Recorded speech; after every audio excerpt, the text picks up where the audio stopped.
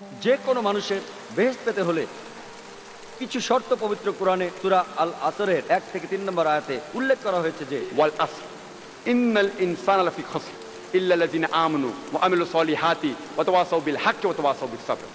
সময়ের সাথে সাথে সব কিছুই হারিয়ে যাবে, শুধু থাকবে যাদের বিশ্বাস আছে, যারা ভালো কাজ করে, যারা মানুষকে সত্যের পথে নিয়ে আসে এবং যারা মানুষকে ধৈর্য ও অধ্যবসায়ের পথে নিয়ে আসে। শুধুমাত্র বিশ্বাস আপনাকে বেহেশতে নিয়ে যেতে পারে না, বিশ্বাসের পাশাপাশি আপনাকে ভালো কাজ করতে হবে, মানুষকে সত্যের পথে নিয়ে আসতে হবে এবং মানুষকে ধৈর্য আর অধ্যবসায়ের পথে আনতে হবে। যদি এর কোনো একটি শর্ত পূরণ না হয়, সাধারণ অবস্থায় কোরআনের আয়াত অনুযায়ী আপনি প্রবেশ করতে পারবেন না জান্নাতে, আপনি পাবেন না বেহেশত। এবং আজকে আমরা দেখি যে আন্তর্জাতিক মিডিয়া, হোক সেটা স্যাটেলাইট টিভি চ্যানেল, হোক সেটা খবরের কাগজ, হোক সেটা কোনো ম্যাগাজিন, আপনি দেখবেন যে ইসলামকে তোপের মুখে রাখা হয়েছে। এমনকি ইন্টারনেটেও বহু মিথ্যে খবর আছে ইসলাম সম্পর্কে। এবং আমি ব্যক্তিগতভাবেও রিচার্ড হেন্ডসের মন্তব্যের সাথে একমত, যিনি আমেরিকার কনসাল জেনারেল চেন্নাইতে। তিনি বলেছিলেন যে আমেরিকান জাতি কখনো ইসলামের বিরুদ্ধে নয়। আমি তার সাথে একমত। আমি বেশ কয়েকবার আমেরিকা গিয়েছি। আমেরিকার সমস্ত লোকজন আমি তার সাথে একমত। আমেরিকার সমস্ত লোকজন ইসলামের বিরুদ্ধে নয়। আর একই কথা আমি ইন্ডিয়ান ভাইদের বলছি যে ইন্ডিয়ান হিন্দুরা সবাই ইসলামের বিপক্ষে না, তারা বিপক্ষে না। আমাদের অনেক হিন্দু বন্ধু রয়েছে, কোনো সমস্যা নেই। এটা হতে পারে ছোট্ট একটা দল ইন্ডিয়ানদের, নিজেদের সুবিধার জন্য তারা ইসলামের নিন্দা করে। এটা হতে পারে ছোট্ট একটা দল ইউরোপিয়ানদের, নিজেদের লাভের জন্য তারা চেষ্টা করে ইসলামের নিন্দা করতে, তাদের নিজেদের ব্যক্তিগত কারণ। কিছু মানুষ কারণ তারা ক্ষমতা যেতে চায়। এটা একটা সহজ ভোট ব্যাংক, দুই ধর্মের মানুষকে আলাদা করে রাখা।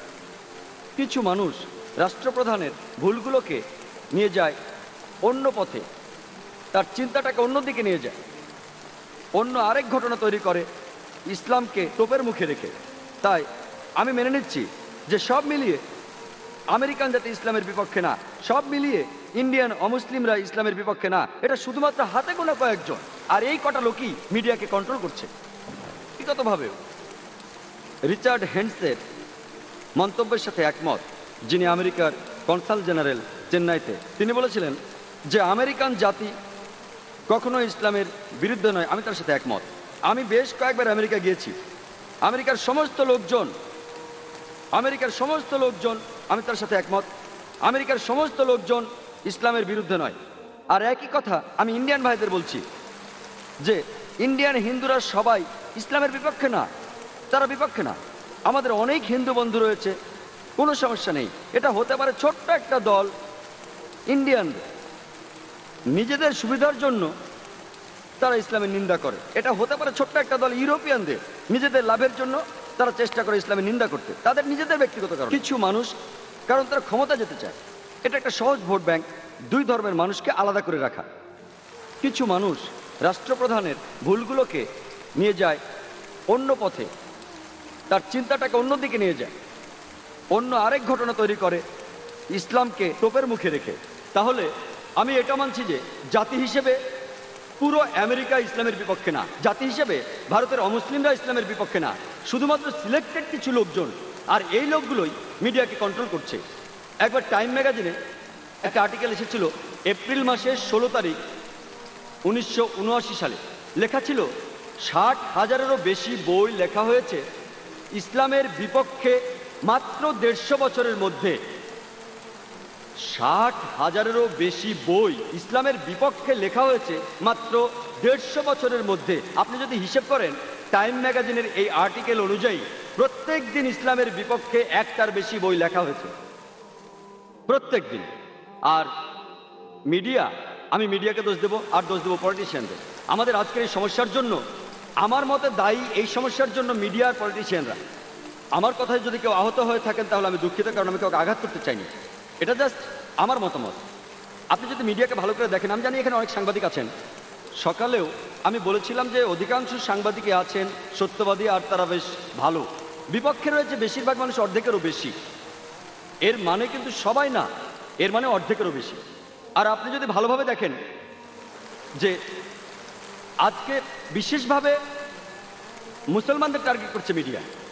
যেমন ধরুন, যদি কোনো মুসলমান মহিলা পরেন হিজাব, সে টার্গেট হবে। একই সাথে গির্জার নামদের দেখেন, তারাও কিন্তু পরে থাকেন একই রকম পোশাক, পুরো শরীর ঢাকা, মুখ আর হাতের কবজি থেকে খোলা থাকে।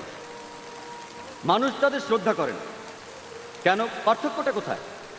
যদি কোনো মুসলমান দাড়ি রাখেন, তার মানে হচ্ছে সে সন্ত্রাসী। কিন্তু শিখরা, ওরাও দাড়ি রাখে, কোনো সমস্যা নেই। ওরা পাগড়ি পরে, তাতেও সমস্যা নেই। আমি 90-এর দশকে যখন প্রথম কানাডা গিয়েছিলাম, সেখানে দেখি একজন শিখ, সে কোর্টে মামলা করেছিল। সে ছিল একজন কানাডিয়ান নাগরিক, আর সে কেস করেছিল যে সে কানাডিয়ান আর্মিতে তার পাগড়ি খুলবে না, এবং কেসে জিতেছিল। গত মাসে একটা খবর এসেছিল যে একজন শিখ, সে ইংল্যান্ডের নাগরিক এবং কোর্টে কেস করেছিল, সে তার মাথার পাগড়ি খুলবে না কলেজে, আর আর সে জিতেছিল। আর এখানে দেখি যদি কোনো মুসলমান দাড়ি রাখে, তাহলে মানুষ ভাবে দাড়ি তার ক্ষতি করতে পারে। আমি জানি না দাড়ি কোন ক্ষতিটা করতে পারে। একটা মাছিও তো মারতে পারে না। একটা টুপি কি ক্ষতি করতে পারে? কেউ কোনো অস্ত্র নিয়ে ঘুরে বেড়াচ্ছে, তাকে অ্যারেস্ট করুন, ভালো কথা। কেউ সন্দেহজনক কিছু নিয়ে বেড়াচ্ছে, তাকে প্রশ্ন করুন, ভালো কথা। কিন্তু চিন্তা করুন, দাড়ি একটা মাছিরও কিছু করতে পারে না। আর যদি ভালো করে দেখেন, বেশিরভাগ ধর্মেরই ধার্মিক লোকদের দাড়ি আছে। যীশু খ্রিস্ট, যিনি ইসলাম ধর্মেরও একজন নবী, আবার অনেক খ্রিস্টানেরাই উনাকে মনে করে তাদের সৃষ্টিকর্তা, উনারও দাড়ি ছিল। সব সাধু সন্ন্যাসীদেরও দাড়ি আছে। বেশিরভাগ ধর্মে গুরুত্বপূর্ণ লোকদের, মানে বেশিরভাগ ধার্মিক লোকদের, যদি ধর্মগুলো একটু ভালো করে দেখেন, উপরের সারির দিকে তাদেরও দাড়ি আছে। তাহলে দাড়ি থাকলে সমস্যা কি? আসলে কোনো সমস্যাই নেই। এটা হচ্ছে মিডিয়ার এক ধরনের প্রতারণা। এটা আসলে মিডিয়া বানিয়ে মুসলমানদের টার্গেট করাচ্ছে। আর এর ফলে এখনকার পৃথিবীর অবস্থা হচ্ছে যে ইসলাম সম্পর্কে একটা ভুল ধারণা আছে, এবং মুসলমানদেরও দোষ দেব যে আমরা তাদের কাছে সত্যি কথাটা পৌঁছে দিতে পারছি না, একেবারেই পারছি না। এদিকে কোরআনের বেশ কিছু আয়াত প্রসঙ্গ ছাড়া উল্লেখ করা হয়েছে। আর কোরআনের একটা বিখ্যাত আয়াত, যেখানে সমালোচকরা বলছে যে কোরআন বলছে যদি কোনো অমুসলিমকে দেখো তাকে মেরে ফেলো। আর ইন্ডিয়ার একজন বিখ্যাত সমালোচক, যার নাম অরুণ সুরি, তিনি একটা বই লিখেছেন, এ ওয়ার্ল্ড অফ ফতোয়া।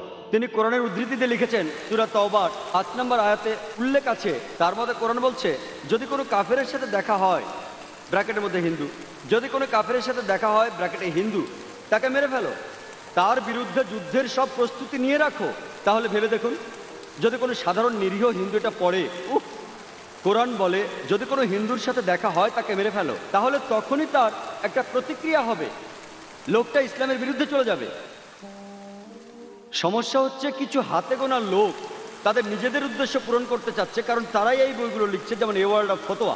ইনিও অন্যান্য সমালোচকদের মতো কোরআনের উদ্ধৃতি দিয়েছেন। প্রথমে সূরা তাওবার 5 নম্বর আয়াত থেকে বলেছেন, আবার 5 নম্বর আয়াত থেকে 7 নম্বরে গেছেন সরাসরি। একজন জ্ঞানী লোক বুঝতে পারবেন কেন এটা করেছে, কারণ 6 নম্বর আয়াতই আসল চাবি, সব অভিযোগের উত্তর সেখানে। শানে নজরুল সহ যদি সূরা তাওবা আপনারা পড়েন, এর প্রথম দিকে বলা হচ্ছে একটা শান্তি চুক্তির কথা মুসলমান